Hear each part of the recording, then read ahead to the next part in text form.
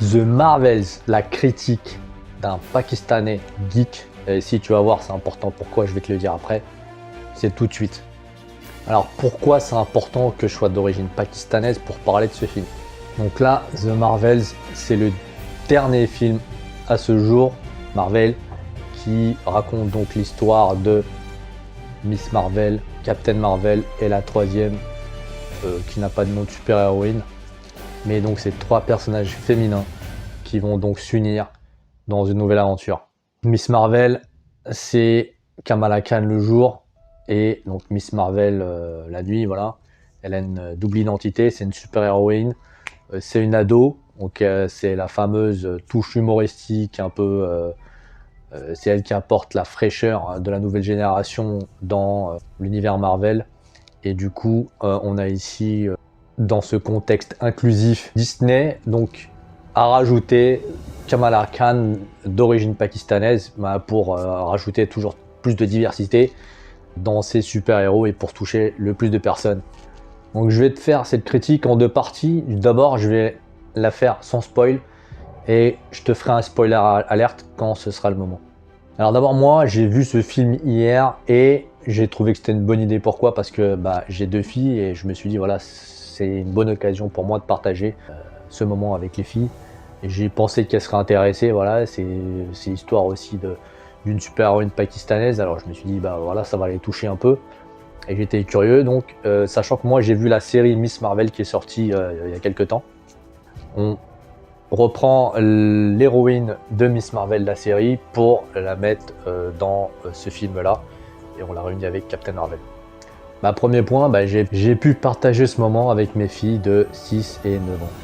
Les effets spéciaux étaient vraiment pas mal, donc l'argent Marvel il l'a, donc bon voilà, c'est pas un exploit, hein, mais bon, on peut quand même dire que les effets spéciaux, ça se passe beaucoup dans l'espace, et moi j'aime bien les films qui se passent dans l'espace, c'était plutôt sympa. Il y a un truc que j'ai bien aimé, c'est le concept de permutation. En fait, donc, sans spoiler, les trois héroïnes permutent sans cesse pendant tout le film. Et voilà, c'est une espèce de souci causé par leurs pouvoirs qui sont finalement liés. Et ce qui fait qu'à chaque fois que l'une d'entre elles utilise son pouvoir, ça les fait permuter en fait. Et donc pendant tout le film, les personnages n'arrêtent pas de permuter et ça donne lieu à des situations un peu comiques. J'ai trouvé ça un peu sympa. Tu vois, c'est un peu comme si par exemple moi là j'utilisais mon super pouvoir de super critique de film et que je permutais avec un autre personnage qui a à peu près le même pouvoir que moi, tu vois. Ce que j'aime aussi, c'est les références un peu au passé. Donc on revoit Nick Fury, on voit l'Eclipse, donc on en reparle en tout cas. Et voilà, donc ça fait bien le lien avec ce qui s'est passé avant. En fait, j'ai trouvé ça plutôt sympa en vérité. Et j'avais entendu beaucoup de mal de ce film-là. Et au fur et à mesure du temps, je me disais finalement il est pas si mauvais que ça ce film.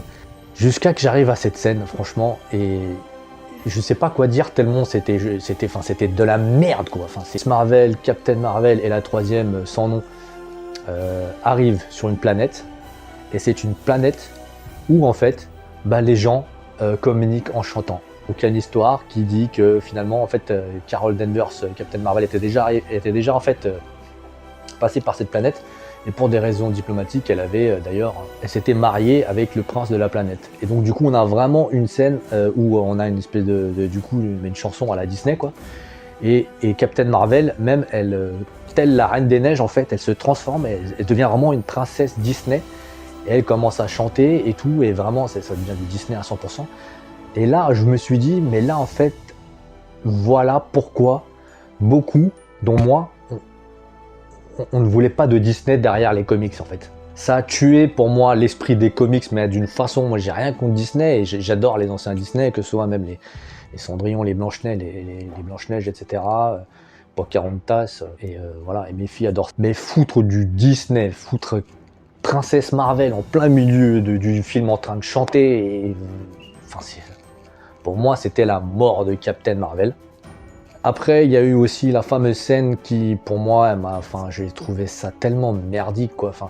Donc on est dans un vaisseau, il y a des chatons en fait. Et alors il y a un chaton un peu bizarre, c'est un extraterrestre. Il a des tentacules qui sortent de la bouche et il arrive à absorber, il peut bouffer un frigo quoi. Il peut bouffer un frigo et le recracher tel quel. Il peut faire ça avec les humains aussi. Donc voilà, c'est un peu pour la touche comique qu'il est là, ce personnage. Et il est très lié à Carol Danvers parce qu'il la suit pendant tout le film d'ailleurs. Mais ce chat, en fait, il se reproduit dans le vaisseau, à un moment, dans le vaisseau de Nick Fury. Et du coup, en fait, on se retrouve avec une invasion de chatons à un moment dans le vaisseau. Et là, on est complètement, pour moi, en fait, dans une espèce de parodie de film de super-héros. C'est-à-dire qu'aujourd'hui, on ne prend même plus au sérieux l'univers Marvel au cinéma, quoi. Enfin, depuis Thor et même peut-être avant. Depuis un certain nombre de films, c'est comme si on disait aux fans, mais écoutez, regardez, vous avez vu, on a mis de la cohérence, on a fait un super univers connecté, on a mis le maximum de cohérence possible, et finalement, voilà, ça peut pas tenir. Et puis de toute façon, on a rien à foutre, on a gagné assez d'argent.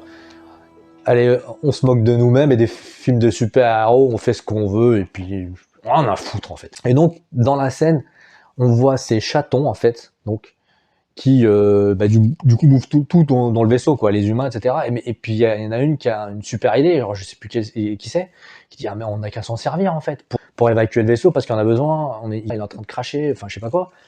Et du coup ils prennent tous un chaton et puis ils font bouffer tous les passagers un par un avec les chatons et pour les sauver en fait. Du coup, moi ce que je comprends pas déjà c'est que les chatons ils ont plutôt l'air de bouffer les trucs au hasard, quoi. Et donc comment utiliser ça comme un espèce de téléporteur, je sais pas, on peut appeler ça un stalker d'êtres humains pour ensuite les recracher quand ça arrive à destination. Donc c'est complètement c'est de la grosse merde en fait. J'ai trouvé ça complètement incohérent et je me demande comment les scénaristes en fait arrivent à avoir de telles idées derrière. Et surtout, ça passe quoi. Enfin, il n'y a personne derrière qui dit ah non, ça se fait, ouais, c'est génial, ça va être très marrant ça. L'humour à deux balles. Alors en fait, du coup, Kamala Khan, en fait, je vais en parler un petit peu. Donc c'est voilà, la super héroïne issue de l'idéologie inclusive de Disney maintenant, qui est dans le cercle des super héros et va devenir une Avenger par la suite et tout. Moi, j'ai rien contre elle, je la trouve intéressante. Et dans le comics, je la trouvais bien aussi. Mais là, je trouve que déjà, elles ressemble pas vraiment à la fille des comics. Bon, soit, ça c'est pas grave. Et sa famille, et la pauvre, elle est utilisée vraiment en tant que... C'est les bouffons de service, quoi. À chaque fois qu'on utilise... je me rappelle par exemple de Blue Beetle, côté DC, la famille mexicaine, c'est un peu les bouffons de service, quoi. Donc voilà, avec tout plein de clichés qui sont censés donc faire rire. Donc là, du coup, la famille pakistanaise de Kamala Khan, voilà, le père qui bouffe sa pâtisserie pakistanaise dans la série, dans une scène qui veut faire rire, mais bon, moi, je trouve que c'est des clichés qui me font même pas rire en fait. C'est triste, c'est de l'humour de merde en fait. C'est même pas finalement ça le problème, c'est l'humour omniprésent, pas drôle. Et cette touche de légèreté que veut mettre Marvel dans tous ses films, qui finalement, comme je le dis, moi, va tuer l'univers. Il tue l'univers parce que là, on en a une overdose. Ils n'arrivent même plus à doser parce que finalement, ils en ont rien à foutre maintenant. Leur cahier des charges, finalement, c'est bon, vas-y, fais-nous le film. Hein. Il n'y a plus de cadrage. Ta carte blanche. Et du coup, les mecs comme Taika Waititi avec Thor, mais les mecs, ils ont fait ce qu'ils voulaient et ils se sont lâchés, mais ça a donné de la grosse merde, quoi. Et la fin de mes coups, je vais terminer par la fin, une fin merdique, bien sûr. Donc les deux, donc on a un trio de super-héroïnes, donc les deux donnent leur pouvoir en mode, tu sais, le super pouvoir de Dragon Ball Z, je te confie mon pouvoir pour que tu puisses fermer la brèche qui s'est fermée dans le continuum, voilà. Bref, les trucs du genre de scénario que j'écrivais quand j'étais gamin, que grâce au pouvoir des deux autres, je te dis pas laquelle, mais bon voilà, une des trois va fermer la brèche qui s'est créée, qui a ouvert du coup sur un autre univers. Voilà, donc c'est pour remettre un peu dans le contexte du multiverse, parce que c'est quand même ce qui est censé être en fil rouge pendant de cette phase. Et donc en fait, en tout cas, il ne sert à rien du tout ce film. Quant à ce fil rouge, ça n'apporte rien par rapport à l'histoire des multivers, ça n'apporte rien au rôle de Kang, mais Kang, on sait qu'il est déjà mort parce que l'acteur s'est fait virer à cause de ses conneries. Donc voilà, conclusion, c'était bien merdique quand même finalement. Bon, moi ce que j'ai aimé, c'est que j'ai passé un moment avec mes gamines et ma fille de 6 ans a bien aimé quand même. Et ma fille de 9 ans pas trop, moi non, donc voilà, peut-être ça peut te donner une idée sur la qualité du film. N'hésite pas à mettre un petit pouce bleu, un petit commentaire pour me soutenir et à t'abonner à la chaîne s'il te plaît, ça va m'aider. Et je te dis à bientôt dans une prochaine vidéo. Ciao!